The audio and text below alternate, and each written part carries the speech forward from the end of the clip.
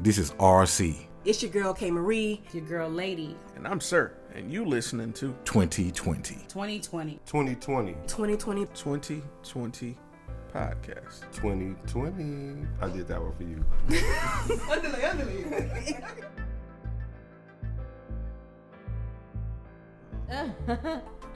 That's what's up. But with that being said, thank you for tuning in to another episode of Business Minute. I'm your boy, Sirr. I got my friend, my lifelong friend. Yeah. I've known this girl since she was born. Courtney Coleman. What's good, girl? What's good? What's good? Before we get started, Oh, God. let me just say thank you Okay. for agreeing to do this, because you was super nervous when you was messaging me back. Still I was is. like, she gonna text me and be like, nah, I can't do it. Still is. Still is nervous, but I'm like, I'm going to do it. You asked, and I'm like, I'm going to come through. I appreciate it. So I'm here. So, you invited me in. Like I said, to those of you that don't know, I've literally known this girl all her life and Yeah. majority of mine. Right. Growing up playing in Miss Maddie's house in the field, it was just a whole clique of us. Yeah. It was a whole bunch of us. Yeah. So, good times. So, Courtney, Mm-hmm. to all of those people who are watching that don't know what you do, Okay. could you tell them what it is that you do? Okay, so I'm a dancer, but I'm also a contortionist. For people that don't know what a contortionist is, Let them know. someone that can bend their body to their will. People that you see like maybe in the circus, putting their legs over their head, back bends, leg extensions. You think about it, you name it, I can probably do it. Right, Yeah. right. Now, I didn't know you were doing the contortionist things, and that's what I was talking about in text message. I was like, I don't know the professional name, but I know she know what I'm talking about. Right. But it's a picture of you on a chair, but Okay. you're bent like at an angle, but you're being balanced on the chair. A picture of the chair with my legs in the chair and my Yeah. face on the ground. Yes. Yes. I think Pete sent me that picture a couple years ago. Yeah. Really? And I was like, that's Courtney? Is she okay? Oh man. So I was blown and I speechless. And then I know you do like regularly practice because you're getting back into it. Right, getting back into it. You're regularly practicing and you do post stuff on Facebook. Right. On the silk.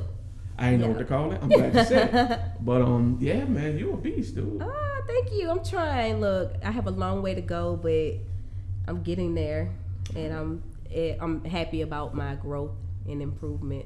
So yeah.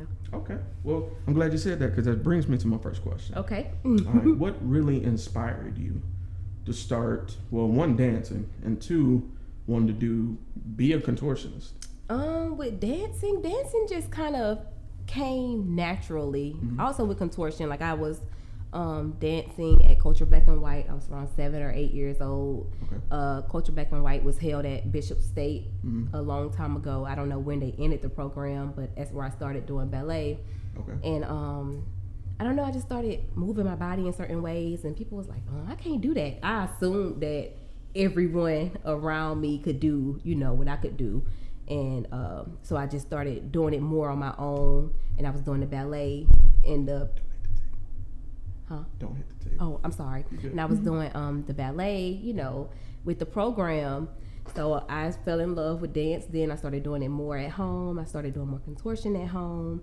And how I got into the aerial is that I went to a Cirque du Soleil show my junior year in high school. Okay. And I seen like the aerial list on the silk, and I was like, oh my God, like I think I can do this. And like the people that I was in class with were like, oh my gosh, Courtney, you could probably do that.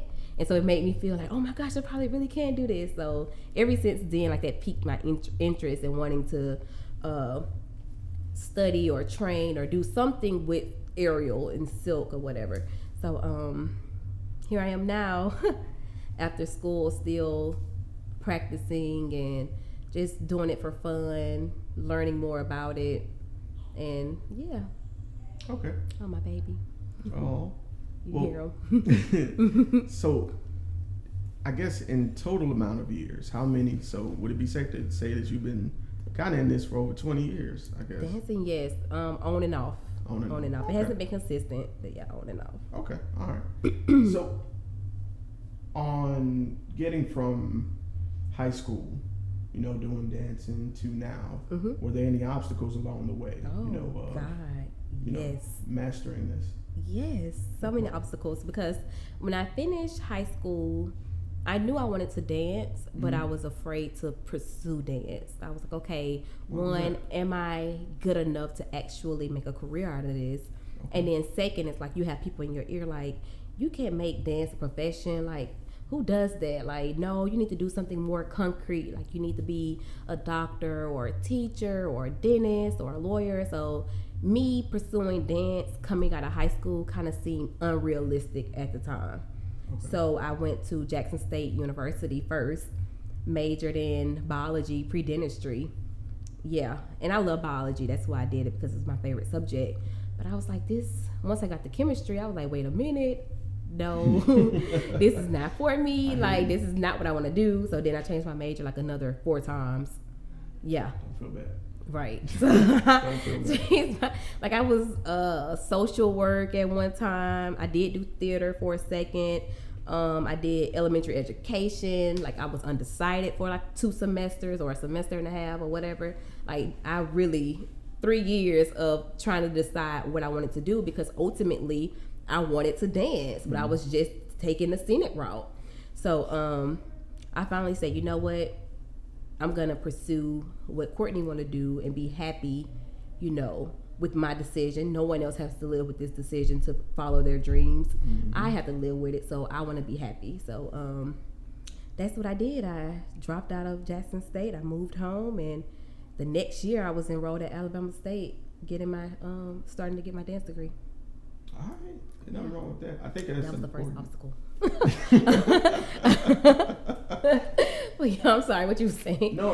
I was just agreeing with you. Sometimes with life, we don't know exactly what we want to do. We have an idea of what we love, but like you said, unfortunately, outside factors can get in our head, right, and tell us, "Oh, that doesn't sound like you can make money." Mm-hmm. But money ain't everything. It's not. It's about what you're happy with. Right. So kudos to you. Thank you. To having that courage to do what you wanted. Took a lot of courage, a lot of like self-talk when everyone else is saying one thing, and it's just like, but I really want to do, what my heart says do, So especially when you tell people you want to be in the circus, they're like, what? Like, not only am I saying I want to be a dancer, but I'm like, no, I want to be in the circus. Like, what person do you meet says that they want to be in the circus? Me. So yeah, still now at 28 years old, I want to be in the circus, but it's okay. No, I mean, it still could be a possibility. Right. No, it still is. Hey, there you go. A possibility. There you go. All right, you better check me. Right. All right. All right. So this next question is a little bit more of a personal question. Okay. So, how do you manage to balance with what you love to do? Mm-hmm. Because with you being mom, ooh, of course you have a job and doing this as a hobby of what you really want to do. How do you manage to balance those and your personal life? I'm honestly learning how to manage and balance, like, right now, because it's such a drastic change. I just literally around this time last year, I was in California. Sorry to check the table. You know what I'm saying? So, just now kind of finding out that I was pregnant, going through that. So literally my life from last year to now has completely changed. I'm back home in Mobile. Trying to see, like, how can I still have my dreams and pursue my dreams while being a great mother to my son, while working to put food on the table for my son, So I'm still at the point where I'm trying to figure it out, and make it work. Because I don't want to fail me, because I have had this dream for years, but I don't want to fail my son either by not giving him what he needs, because I want to fulfill my dreams, Right. So I'm still in a place of trying to figure out how to make it work, and it's working. Have some things. It's so funny because after we talked, and I was like, oh my God, you're gonna ask me what am I doing now, and I'm not doing anything pertaining to my career really. And literally the next day I got a email about an audition. So look at God. Yeah, no, seriously.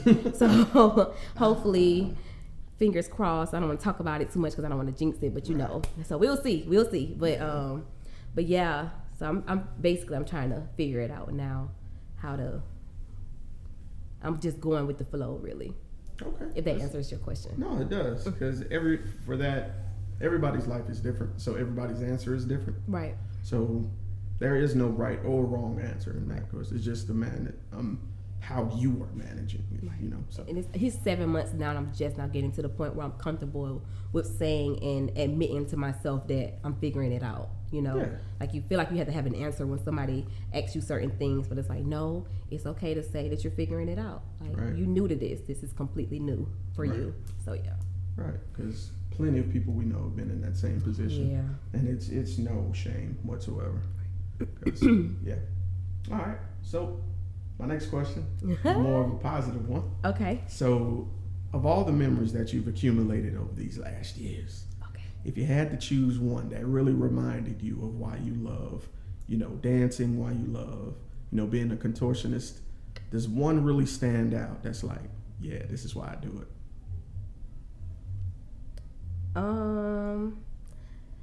For my senior capstone project.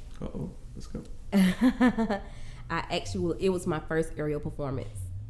And it's a great memory for me because I wanted to prove to myself that I could do it. I had never taken any aerial classes or anything like that. So I literally met someone in Atlanta who was an aerialist. And she traveled all over the world or whatever. She also performed with, I believe she performed with the Cirque du Soleil at one point. And so I met with her and she taught me a routine to perform for my senior capstone project. And I did it, and I did a great job. I learned the routine, and I performed it, and I didn't mess up. And I was just really happy because it was my first time doing it in front of an audience at that. Ooh. So yeah, and like I had went like the semester before and was, you know, going to training with her, but she was basically just throwing things at me because I had a short time to learn the material and put it on stage. And I'm completely new to this, you know. And she's like, well, you have the strength for it and you have the flexibility, but my problem was trying to make it look effortless. And that was a struggle for me. Are you a perfectionist? I am. I am. And I'm very hard on myself. So it was a struggle. And so like literally the week before I performed, like we made a whole new routine. We made a week before, and I literally, I had saved up this money, and I spent like all of my savings to pay for private lessons my spring break week to train so I can get that dance down. And so that's why it was a great memory for me because I really put the work in to prove to myself and to like my colleagues that I could do this. So. Okay, no, that's awesome. Yeah. Wow. You took your whole spring break. I took my whole spring break and my savings to train with someone one-on-one for a week to get this performance down. Dude. Yeah. And I brought my own equipment and everything. Yep, I sure did. Dude, when I say that's crazy, I mean that in the sense of the dedication. Not the idea is crazy. I'm all for spending money on what you do, as you can see. But wow, to take your whole spring break. Because that's kickback. That's, everybody else. It's a chilling time. Click, at the beach, click. Yeah, no, that was not for me. My spring break was spent in Atlanta in a studio for hours at a time, one-on-one training. How many hours? Just about 4 to 5 hours a day. So that's $75 an hour. Gosh. Added up, plus traveling back and forth, plus a rental car for a week. So yeah. that adds up. That adds up. Okay. So I'm gonna ask something that's the inverse of that question. Okay. Because for every high there's a low. You know, and it wouldn't be fair to sell someone on all the positive things and not talk about the negative things. Right. So at any point, did you feel like you wouldn't be successful? I did. And if so, who or what changed your mind? I had to do a lot of self-talk, and then I also had I have a lot of amazing people in my life. Like my mom, for instance, is a very positive person in my life, and she's like, you could do this, you got this. My trainer was a very positive person. She was like, you're new to this, but you're killing it, like you got it. My professors at the time, most importantly, Mr. Atkinson, I talked to him like every day throughout the process, and he was like, you got this, like you can do this. So I had people, and my auntie that I was living with at the time was like, Courtney, you can do this. Like I literally had so many people like, you can do this, and telling myself, Courtney, you can do this. And my roommate at the time, Danielle, even came up to Atlanta for me like overnight, went to my rehearsal. Like I have some amazing people in my life. Oh my God. Thank you, God. Like I have amazing people. Like she came up overnight and came to my rehearsal. My mentor at the time, Tessie, came to one of my rehearsals. So yeah, I had people really motivating me because it was difficult and my body was not used. I was used to training with dancing all day, but I wasn't used to doing the aerial like that. Like, so I was getting burns from the silk, and like the aches from the silk was different from like my aches and pains from dancing. It was my body wasn't used to it, and I didn't know exactly what types of food to eat to give me the energy to go on the silk, you know? So that was another struggle that I had to deal with. And I would go to class like, okay, but I had a banana this morning and I've been drinking water. And she's like, no, you need to eat something that you can burn off to give you the energy, you know? Because I can eat some nuts and a banana and go to dance class and I'll be fine, but I can't do that when I go to aerial class. Like I feel like extremely weak, especially after that third hour. It's like, woo, God, you know? So. Man, that's crazy. Like, just hearing that, like, when I think, and this is just me being on the outside, when you hear someone says rehearsal, I think, hour and a half, 2 hours, but 5? Yeah.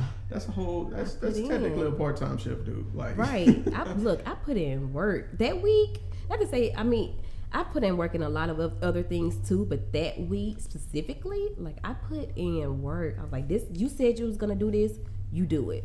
Right. I think it also kind of can serve as that benchmark to remind yourself of how far you've come and what you can do. Right. You know, so. I want to get back to that Courtney. I feel like I've lost that Courtney. And you're still the same Courtney. I feel like I lost her. I'm sure she's still there. All right. So now, my next question, I call the long-term question. Okay. This is the one I warned you about. Hey. It's all good. It's a baby. Hey, about to say, hey, this is part of you. It is. This is it life. is. So it is what it is, you know. But where would you like to be in 1 year, 3 years, and in 10 years?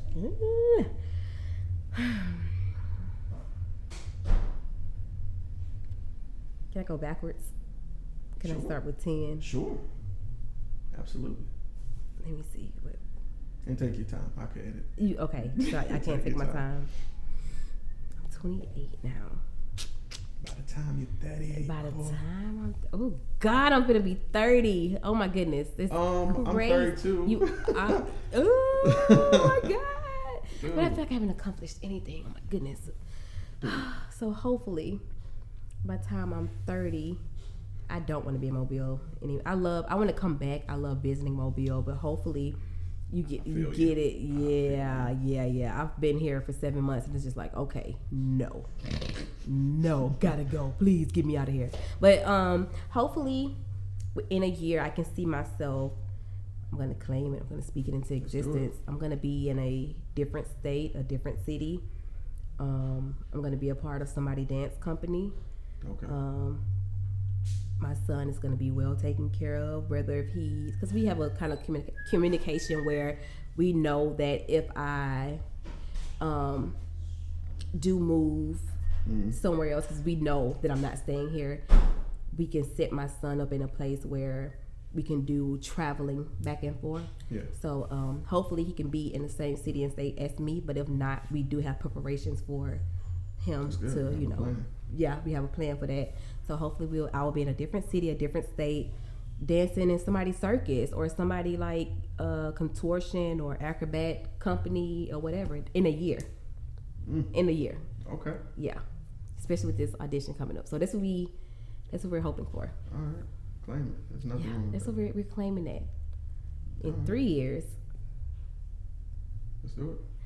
Whew, in 3 years. Hopefully, definitely would be, oh my God, I'm going to be in my 30s. Oh my goodness. You'll be 31. I'm going to be in my 30s. Okay. I want to go back to school. There's nothing wrong with that. I do want to go back to school, but is it crazy that I want to go back to school and get my degree in something completely different? No, it's not. Because I want to. Really? Mm-hmm. No, it's not. So hopefully in 3 years, I want to still be in a company, but I do want to, at that point, get back into school, getting my master's degree in occupational therapy. Huh. Mm-hmm. That's awesome. That's awesome. The reason I say it's not crazy because that's what I'm currently dealing with right now. Mm-hmm. I went through the same thing that you're talking about with school. Went to school. I was first civil engineering, switched to psychology, switched to computer science, and didn't finish. So I was like, man, I didn't know what I wanted to be. And I used to beat myself up for that. But I was just 19, 20. Right. You know? Right. It's so much about myself I didn't know. So I forgive myself. You should. For not, being as focused as I should. But now being older and understanding myself more, which I feel like you do now as well. You have a handle on what it is that you want to do, and nobody can sway you from that like nobody can sway me. Right. So I feel you on that. So, yeah, that's hot. I'm glad to hear you say that. Mm-hmm. So thank you. Do it. Yeah, definitely forgive yourself. You are the hardest and the worst critic. Oh, yeah. Every day, all day. Yeah. Every day, all day. Because you notice the things that no one else does. Mm-hmm. So, yeah, I feel that. Yeah, definitely. In 10 years, hopefully I will have my master's, and I will be able to perform still. Because even though I'll be, 38, reclaiming that this body will still be in perfect shape to, get on the leg, as we call it, and hit the step. So right. I'm claiming that I'll still be dancing. I'm claiming that I'll have my master's and that I'll be able to work as an occupational therapist and perform on the side. Okay. So, yeah. Sounds like a plan to me. Mm-hmm. So, my last question.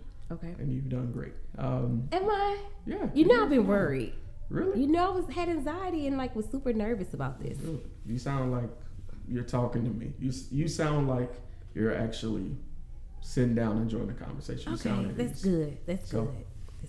My last question is my favorite. Okay. And the reason for that is because I dedicate it to the people that's listening, mm-hmm. who may be where we were back then, not knowing really if we should try to do what our heart's passion is. Right. So to that person that's listening, who's scared to take that chance, mm-hmm. what words of encouragement would you give to that person? Like if you right now could talk to the younger I'm ready. Hey, go for it. That can talk to the younger me? Mm-hmm. Just do it. Just do it. No matter what nobody say, no matter what you think, no matter what you hear, no matter how you may be feeling in that moment, just do it. Just do it. You are fully capable to do whatever it is that you put your mind to. You have all the tools that you need to do whatever it is that you want to do. Even now, talking to me now, like, Courtney, you can do it. It's nothing that I tell myself this prayer every day. Lord, help me to remember that it's nothing that you and I together cannot handle. Ooh. Since the 5th grade, I told myself that prayer, or I prayed that to God every day since the 5th grade. That it's nothing that him and I together cannot handle. Even to this day, I still pray. I'm going to teach my son that prayer. Please, that's powerful. Yeah. So anyone that's listening, just do it and know that you're capable to do everything that you want to do. You have the power. All right. Mm-hmm. No matter what your circumstances are, you can do it. Make it happen. No excuses. No excuses. All right. Well, Courtney, that's it. I appreciate you taking time out your day to do this for me. I really want to sit down and catch up with you, and I feel like I really have in these last 30 minutes. So again, thank you. If anyone wanted to see some of your work or just observe, how could they catch you on social media or? Oh, well, you can follow me on Facebook. Hey. It's just Courtney Coleman. I post a lot of my aerial training. I suck right now, but I do post little videos. I post my little contortion pictures on my Instagram as well. This Coco Morel, COCO stands for Courtney Coleman _ Morel. Last name Morrell. Sorry for the baby in the background. It's my son. He's teething. Forgive him. But yeah, All right. that's how you can check me out. Courtney, like I said, it's been a pleasure. I'll include the last bits of info that she gave in the descriptions of this video. And you have a great one. All right, thank you. You All right. too. You gotta go play mommy. All right.